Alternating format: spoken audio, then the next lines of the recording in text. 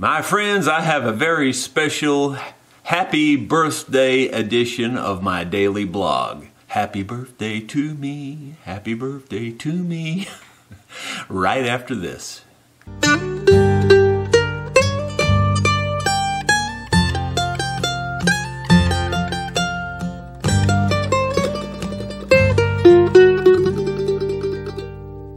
Hello my friends, Jerry Rosa here in the Rosa String Works Workshop.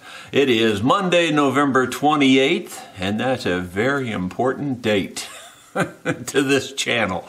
Yes, it's my birthday. I am now 68 years old, and that is older than my mother attained. She was 67 and about 3/4 when she passed away, so it's amazing to feel that I've actually grown older than my mother. That's a weird feeling. I believe I have a lot of information today that you're going to be interested in. Part of it is based on music, and especially based on some of the recent video clips that you've seen on this channel. I also have found a bunch more stuff back at the two home sites that I have discovered on the farm, and I think you'll find some very interesting facts on that as well. So without further ado, let's get into it. Well, you'll recall in a previous video I showed my little electric guitar, and I said I believe it was a Silvertone. Well, someone corrected me and said it was a Harmony, and it was a Newport. I think it's called a Stratotone Newport. Well, since I received that information, I have found a lot of these out on the internet, and they look exactly like this, and yes, they were painted that same green color. The only difference, and I have not seen one yet with this pickup in it. Now, they all have a pickup that looks very similar, but they don't have those lines in the pickup. They have a solid chrome pickup there instead of with the 4 black lines. I have not seen one on the internet with the 4 black lines. So that's the only difference. And here is a video clip of this guitar being played back in the very early 1960s. Enjoy.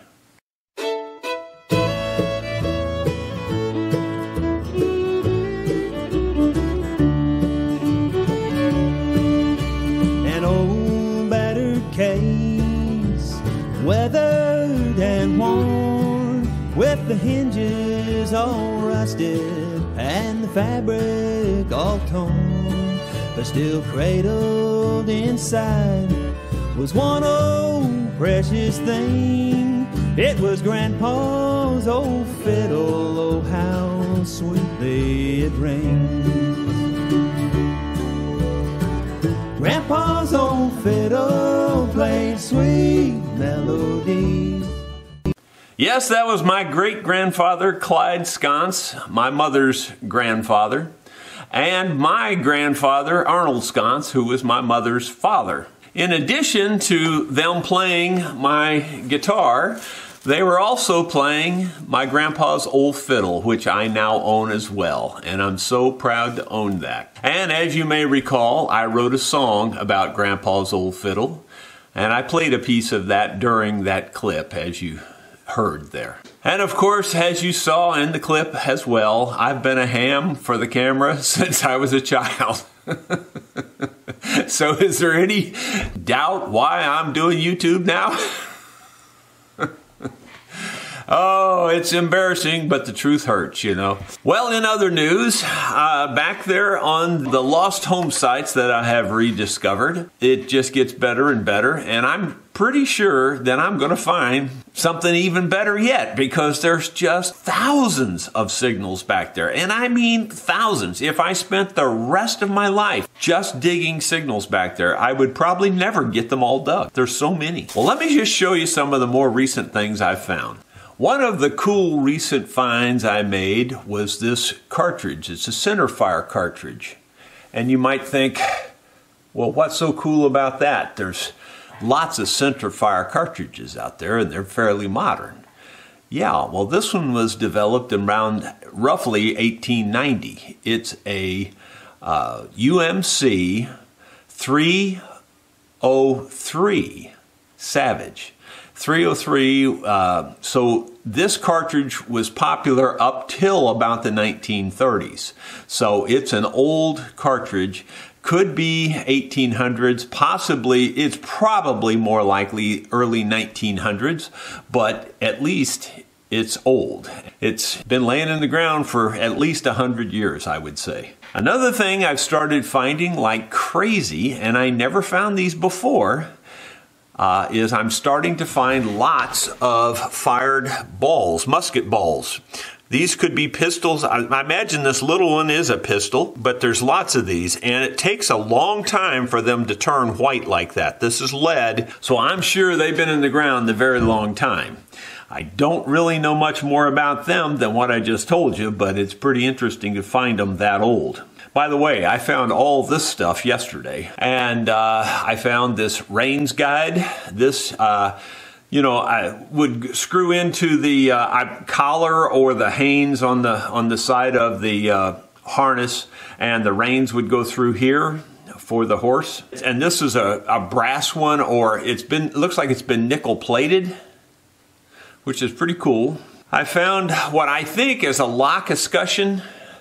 It looks like that, but I don't know what this would have went on. And I have found a whole bunch more stuff. I mean, just way more than I'm going to show you here, but I'll just show you a few more interesting items. If you've been watching this channel for any length of time, you know I've talked a lot about cutting firewood. Well, apparently that's been a thing for a very long time. You know how I've already shown that I have found 3 broken axe heads back there? Well, that was just a start. Here's number 4. This one is very weird in that this is pressed in. You can't see it on camera very well. Maybe you can there, but that's dimpled in on purpose. And this has been dimpled in on this side on purpose. I can't imagine why. Because that makes it so tight in there, you can't really get a handle in there. I'm not really sure why they would have dimpled that in. But they did, for some reason. They've actually mashed it in. I mean, it could have got crushed in the ground, I guess, but boy, it would have taken something really heavy to crush it that much, on both sides especially, and it's pretty uniform how it's crushed. I have no idea why that would have happened. Well, that was number 4. Here's number 5. This one is restorable. I mean, as it is, I could fix it. The unique thing about this one is it's only wore on the one side. This side here is not so much wore as it is pounded. You can see here they've been hitting it with a sledgehammer. So they slam this into the log to split it, and then they would hit it the rest of the way with a hammer right here. That's not advisable, you understand, but that's what they did. And you can see it. It's very obvious. It's all flattened out where they've been hitting it with a hammer. See, that was number 5, right? Well, here's number 6. Again, this one's totally restorable also. And again, it's wore on the one side and not so much on that side. Isn't that weird? Why they would wear it on one side. This side doesn't really look like it's been struck much. So I don't get that. I'm not sure. Well, that was number 6. Here's number 7. It's crazy. This is a single-bladed one, you know. And you can tell they struck this one a lot too, because you maybe can't see it very well, but it's swelled out here on the edges where they've been striking this with a hammer also. So we found 7 axe heads back there. 6 of them were found at the house place by the pond. Here's more stuff that I just found over the weekend. I found this 1927 penny. It's pretty badly worn, so I'm not even going to try to show you a close-up, but it's a 1927 wheat penny. So that indicates to me that they were probably still living there in the 30s. But it had to vacate that spot around the 30s because the guy that really improved this farm bought it in the 30s and built the first log cabin in the 30s. So by then, those houses were probably gone, or about that time anyway. Incidental digs, in other words, I found this while I was digging. I found an arrowhead, pretty cool. That's thousands of years old. And I found another one. This is a different type. It's called, I think this is called a Hopewell point, and I think it's broke off through here, although this may have been made this way just as a scraper, but it's definitely worked. There's no question it's a worked piece.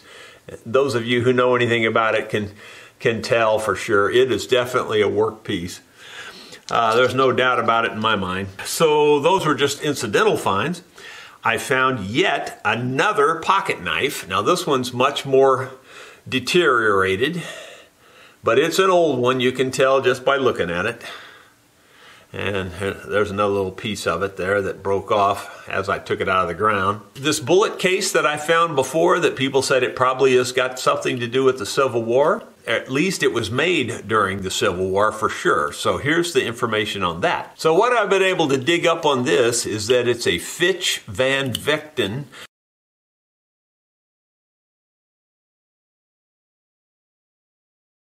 And some accounts say they produced them 1864 to 1865. Other accounts spread that out just a little bit more to, I think, the 1870s. So anyway, that's what this is. I'm absolutely certain now because I'm able to read the little tiny letters in there, but you can never see it on camera.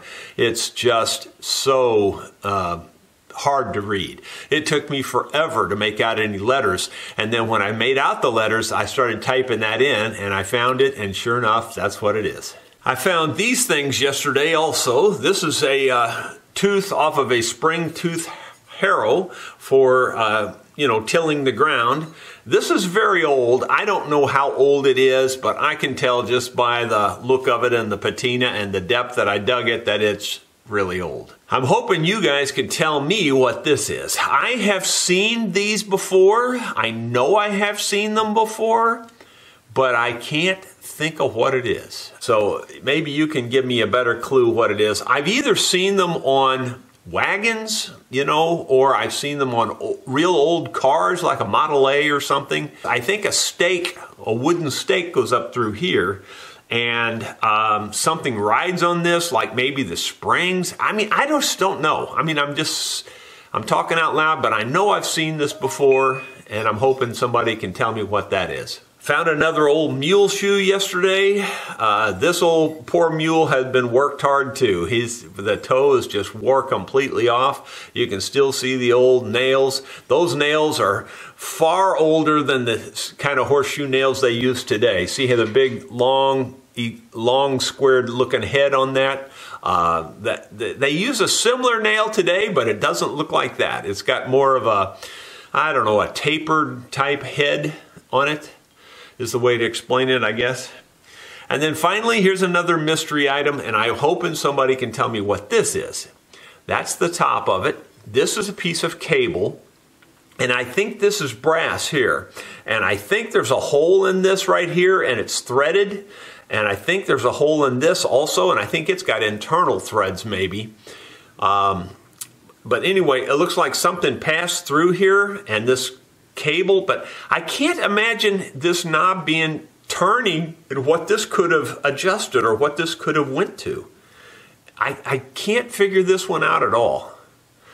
I really don't even have a good guess on this one. So if anybody has a guess on what that could be, or if you've ever seen that before, please let me know. I would love to know what that is. And now for something a little bit different. Here's a view from some of my tree stands when I was on vacation and sitting out there while I was deer hunting. There was no animals taking during these clips. This is just scenery, so enjoy.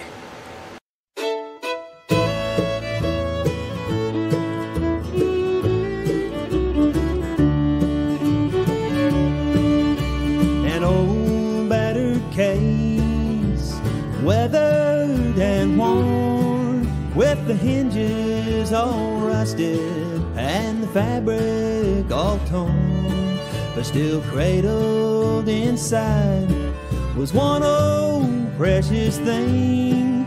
It was Grandpa's old fiddle, oh how sweetly it rings. Grandpa's old fiddle played sweet melodies. He played it from his heart for my grandma and me. Wrinkled old hands, he held it with love, and I can still hear it playing up in heaven above.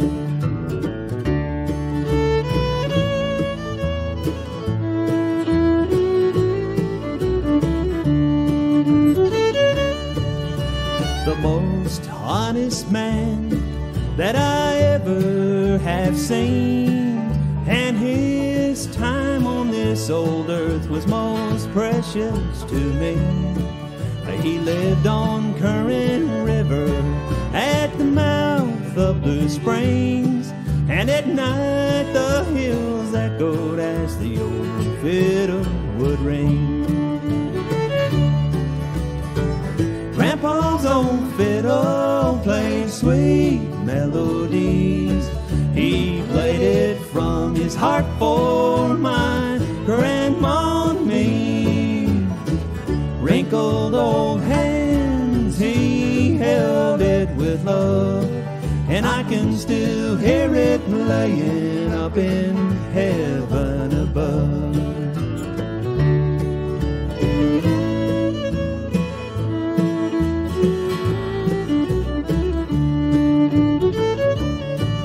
Just a boy at the time, I remember a day when Grandpa and that old fiddle some old tunes he did play. Well, now Grandpa, he has left us for heaven above, but he left me that old fiddle, and now I play it with love. Grandpa's old fiddle played sweet melodies. He played it from his heart for my grandma and me. Wrinkled old hands, he held it with love, and I can still hear it playing up in heaven above. The old fiddle is ringing up in heaven above.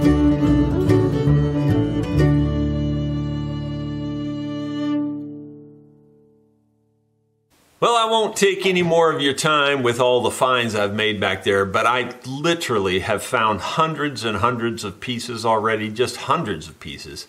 And I haven't even made that much of a dent. I mean, seriously, you can't imagine how many signals are in the ground back there. And there's two places like that.